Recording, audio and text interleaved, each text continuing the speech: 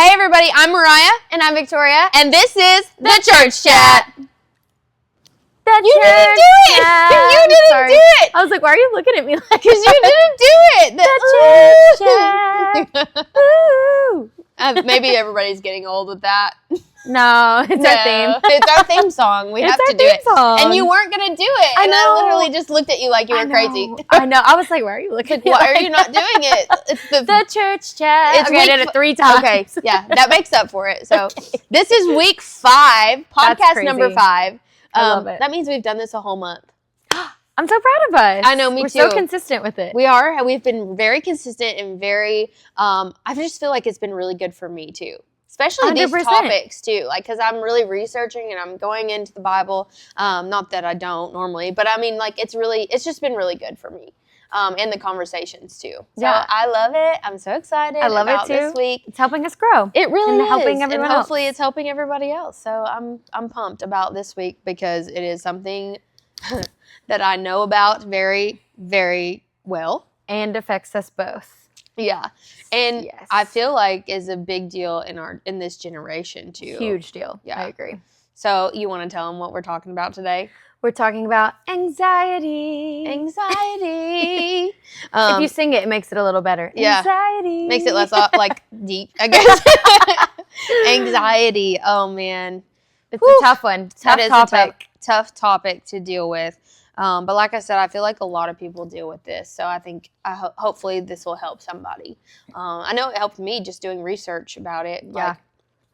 Like, Me too. I've experienced anxiety before I even knew what anxiety was. Same. And as I grew up and I learned about it, I was like, oh, that's what that was. Like, I would tell people. That's why I acted that way. Yeah. Like, oh. That's why I freaked out about carrying a purse in middle school, like to school. You know, like. That's why I freaked out about having a stain on my shirt. Yeah. Literally. It's like crazy. It makes me like hyper fixate on things. But I remember I tell when I have this discussion, like I've had a few people that have struggled with anxiety and I'll sit down and talk with them or whatever over the past few years because I've come a long way. But I always tell them like, I didn't know I had it. Like middle school, I remember being terrified. Like I cried the whole night before a new school year. Like until my parents. I didn't know that. Yes. Every time there was a new school semester, I spent the night driving my family insane. My mom specifically, because I would cry the whole time, terrified that I was going to be put in a class with somebody I didn't know. Or terrified about wanting to bring my new purse to school. Like, why is that even a big deal? But like to me, in my head, it was huge. Yeah. So I definitely, I get anxiety. I definitely get it. It's something I've dealt with since I was a little kid. But I didn't know until I was in my 20s. Same. I think I knew. So I had anxiety too before I knew what anxiety was. Yeah. 100%. I don't have the middle school stories, but I have like me hyperfixating on things and like, I don't know. I would get so upset like about testing or something like that. And one year I got so skinny, like my cheerleading coach talked to my mom and she was like, I just don't want her to like have like an eating disorder, you know? And I just couldn't keep food in my system because I was so anxious all the time. And I don't even know what it was about. Like, it wasn't anything really specific, I guess. But same, I didn't really know like I needed help until like my 20s. Yeah. Probably. I think that a lot of our generation of people our age, it really started, maybe they had it before, but it really manifests in the 20s, I feel. Yeah. Maybe because the 20s are such an uncertain time. Right. I know there have been a lot of people our age that all of a sudden in the 20s, they're like needing medicines and needing help. And, right. And maybe that Either it just wasn't talked about when we were kids. I was going to say that. Or it manifests more in your 20s. I'm not sure. Maybe it's a balance or both. I don't know. I feel like it definitely wasn't talked about when we were younger at all, especially like in my experience, like growing, and I'm sure yours too, like growing up in the church, trust in God. Like, oh my God, pray, I wrote that in my notes. And, you know, like, he'll take it away from you. Like, it's nothing that the Lord can't do, you know? And that's true. Which is true. But mental health needed to be talked about because there's different avenues to go about treating those things. You know what I mean? If it's truly like a mental issue, like you know, really need help. Right. Like, there are times when people get worried and stuff like that. But if you're like have a chemical imbalance, then you need help. And I always say to people when I'm in those conversations, I'm like, if it was a heart problem, you would take care of it. If it was like diabetes, you need insulin. You would take care of it. So mental health is not, you know, it's not something you need to ignore either. So I get that. I went through, and it's hard to accept. Oh, yeah, denial for sure. I had denial for sure. Yeah, I went to the doctor so many times because I was losing my hair when I started. I remember. Yeah, and I actually wrote down like all the physical things that can happen to you based on anxiety. But like I was losing my hair because I was so anxious and worried about everything, and I thought there was something wrong with me. Like I was my body was out of whack, my thyroid, and I went to the doctor like 40 times. Maybe that's an exaggeration, but I was like, something is wrong with me. like you need to help me. And it was and I kept telling them what I thought it was. Right. But really, I just didn't want to accept that it was something up here. Right. It's hard to accept. It is very hard to accept. I agree. When it's something that's your mind, it's like you don't want to accept that your mind needs help. You want it to be your body. Yeah. There's something wrong with you that way. I agree with that. So I was in denial for sure. It was very weird. Yeah. And then there's those times, like, for me, I would be like, so low, I'd be like, okay, I need help. Yeah. And then the next day I would feel better. So I'd be like, I'm okay. Well, that's anxiety. You have the highs and then you have the lows. And then you're like, once you get to those lows, you're like, oh my goodness, I need help. Yeah. But then you're like, fine in a few days. And you're like, oh yeah, I feel great. I'm happy. This is great. And you're a little manic, you know? Yeah. That's how I always was. Yeah. But yeah. It's definitely something you have to deal with. And I would there are different forms of anxiety, you know? Like, what do you mean? Like, okay, so like some people worry, am I going to die today? Oh, right. Some people worry about, for me, it was in relationships a lot. I would worry that somebody was mad at me, or like when I was dating Wesley, I would come up with these whole scenarios on the way to see him of what I would say if he breaks up with me today. Like, and then by the time I got there, I'm already mad at him. And so, like, it's just like these mind games that it just takes you deeper and deeper into the rabbit hole. Mine was definitely like perfection anxiety. Like, if I don't do well on this test, or like, what if I fall when I'm like cheering or something? Those were always like mine in high school, or like in college. I had such bad anxiety about like being involved in so many things. Like, I have to be like perfect, you know? So that was definitely my anxiety. Yeah, there are different kinds. And which is crazy. I read that in the New Testament, the word anxiety means distracted or pulled apart. I thought that was really interesting. Because it's the opposite of peace. Opposite of peace. I did read that it's the opposite of peace. And I feel that in my soul too. It really is. It really is the opposite of peace. I think that anxiety comes from fear and the lack of control. Definitely. And I know we talked about it weighing on Generation Today, but I also know that anxiety can be overused. Like the word. I feel like everyone has anxiety now. Yeah. Like, they blame it all on And who anxiety. are we to downplay what they experience? But it is like it's been said so much that it's almost the meaning of it has like lost, if that makes sense. Lost the intensity of actually what it is. Yes. I agree. Like, just because I'm worried about one thing doesn't necessarily mean you have anxiety. Right. Right. So I don't know if there's like it wasn't talked about, and now it's like overly talked about. Maybe. Yeah. I feel like people always like categorize it like everything under the anxiety umbrella. Like, they could be having something way different going on than actual anxiety. Right. You know what I mean? And but they might not even know that it's not anxiety. Yeah. Right? If you truly like, I've dated people or like been in friendships with people and they're like, just get over it. Like, it's fine. I'm like, you do not understand. Like, that is not how it works. Like, I would love to be able to shut my brain off. Believe me, I would love to have the control of, I can flip that switch. But it doesn't always work that way. I always say, like, people who don't experience it don't know how to deal with somebody who does. Mm-hmm. And Wesley and I got married. I would be having an attack, and I'd be in the floor crying over something so silly that I've manifested on, like, just like, I don't know that was the right word, but focused on.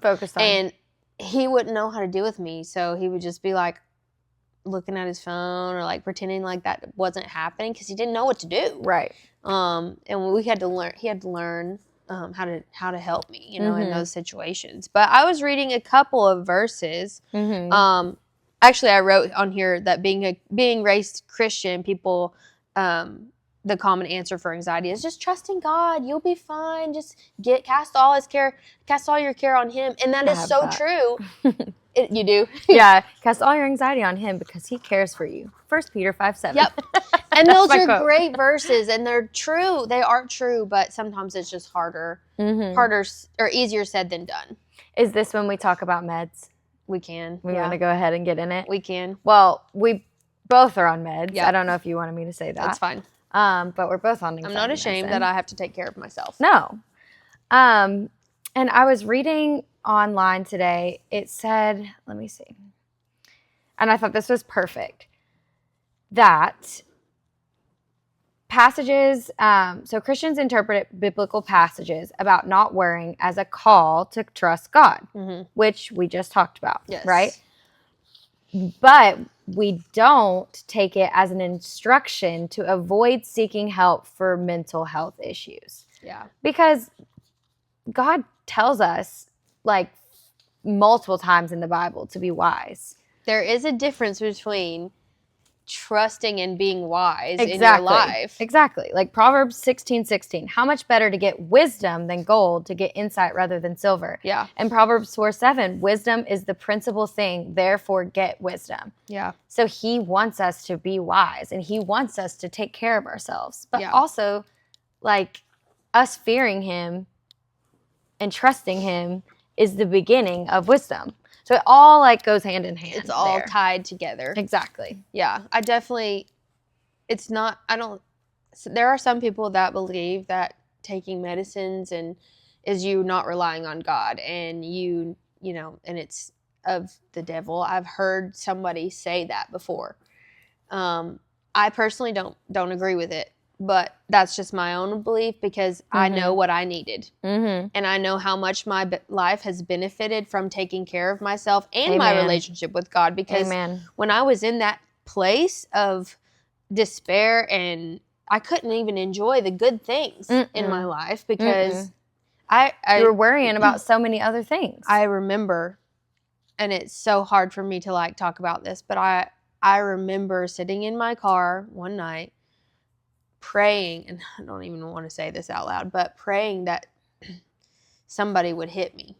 And I'll be like, Lord, just send somebody just to knock me out for like a few days so that my brain would stop, you know? Like restart. Yeah. Right. And I just remember praying, like, you wasted a life on me because I can't even enjoy the things you've given me. And I remember feeling that way. And it's hard to believe that you can get that low. Yeah. But people do get that low. Oh, for sure. I've been there. It's awful. And you think it could never happen to you, but then it does, and you're like, I have to help myself. And that's when I knew I needed help. And because I helped myself in that way, I'm able to enjoy my life, have a better relationship with Christ, actually be focused and not hold on to things that are triggering. Yes. And so when I look back at it, and so do you, I'm sure, they're so minuscule in the grand scheme of life, the things small that we focus on. So small. And I feel like it brings, like, helping yourself mentally brings that joy that He wants for us back, you know? Right. I'm sorry you felt that way, though. Yeah, I mean, it was a long time ago. But it's over now. It's over now, and I knew I wouldn't feel that way forever. Right. I just needed my brain to turn off. Mm-hmm. And sometimes you just need that because you just can't rest, Yeah. when you're in those moments. And, it's kind of embarrassing to even say that I felt that way. But so many people can relate to that. I hope so. I hope that somebody can relate to that and know that it's going to be okay. 100%. That you get better. But there are all kinds of verses that we could go off of. Mm-hmm. And I do think that there are ways to overcome anxious thoughts. I do think that the Bible provides us with ways. And that's kind of what I read. I have 2 verses, but one of them specifically is Philippians 4:6. And it states, "Do not be anxious about anything, but in every situation, by prayer and petition, with thanksgiving, present your request to God." And so I want everybody to understand that anxiety itself is not a sin. God created emotions.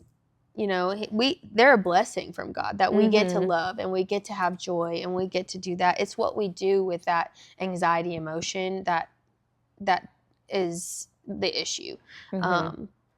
It's okay to have thoughts of anxiety and worry, but we can't let them live long in our mind. Yes. And that's what happens. We can't let them overtake us. Yeah. And so, but with that verse where it says with thanksgiving, I thought maybe the key to overcoming anxious thoughts is to be thankful for what you already have and thankful for the things that he's already done for you. Yeah. Or praise him for the things he's about to do. Yeah. Or thank him for the things he's about to do. And maybe that sounds, elementary, but it's so true. When we're having those thoughts that cross our minds, maybe we can be like, hey, you know what? I've been through this before with anxiety and God has brought me through it. And I'm thankful. And for I'm that. fine. I'm thankful. I have a home. I have a car. A family. I have a family. I have food. A church family. Yep. I have food on the table. Yep. And whatever happens, I'm going to be okay because God's got my back. Yes. You're in the palm of his hand. And I feel like that's literally taking those thoughts and like capturing them and being like, okay. Wait, so this is a verse that always got me through when I was younger. Okay. Because I also have OCD. We all know that. But they go hand in hand, yeah. OCD and anxiety. But my mom would always tell me, and then I read it, and it's you bind it on earth and loose it in heaven. So I'd always think, I'm binding this thought here and I'm loosing it in heaven. I'm giving it to God, I never gave that, I hate to say that, but I've never given that verse meaning. Like I've heard it, and you remember that's like, bind it on earth, that they did, the fire choir back in the 90s. Lose it in heaven. Wait, that's so funny. And that's what I think about, but I never really gave that thought, like, of the meaning behind that. Yeah. Yeah. My mom taught me that when I was young, and I feel like that was my like ritual kind of thing, or that was my prayer. Yeah. I would bind it on earth and loose it in heaven, and it would always like give me a little bit of a peace. That's good. And to go off the verse that you were just saying, I had that one written down too. So you did Philippians 4:6, but in 4:7 it says, "And the peace of God, which transcends all understandings, will guard your hearts and your minds in Christ Jesus." So I love that verse because you do all the things, you're thankful, you present your request to God, and then he gives you the peace that transcends all understanding. That's so good. Which I kind of have a testimony about that. Okay. So with my new job, I have been having a lot of anxiety recently, just because like I'm in sales and sales are tough. Like you have highs and you have lows. Well, yesterday was an especially crazy day. And I was just super anxious when I came to church last night, for youth. And we were worshiping, you were singing. It's always such a blessing hearing you. But Wesley was talking about, worshiping, and so I was like really open last night and raising my hands and just like trying to get through all of this anxiety. And I just felt this like peace come over me about my job. And it was just like, God was like, I helped you get this job. I'm going to take care of you. Like, I don't know why you're so worried about it and why you're so anxious about it, because you're going to be fine. Yeah. Right. And it just like, it was a peace that transcended all my understanding because I had been anxious all day. It was so crazy. It's amazing what happens when we get in the presence of the Lord. Yes. And it was like Wesley said this last night, but there was a shift in the atmosphere last night. It was amazing. And that, I feel like that's when I felt it, that peace come over me. Such a good service. It was so good. We had 7 teenagers give their heart to the Lord last night at our youth service. It was phenomenal. The Lord is doing things. He is doing things. He is. In this church, in our community. It's good. It's amazing. It's so good. Okay, so I have one more verse that I want to put with this, and it's from Matthew 6:25, and it says, "Therefore I say to you, do not worry about your life, what you will eat or drink, nor about your body and what you will put on. Is not life more than food, and the body more than clothing? Look at the birds of the air, for they neither sow nor reap nor gather into barns, yet your heavenly Father feeds them. Are you not of more value than they?" I love the question at the end. Are you not of more value? We talked about a little bit about value over the last 4 weeks, but why would we think he wouldn't take care of us?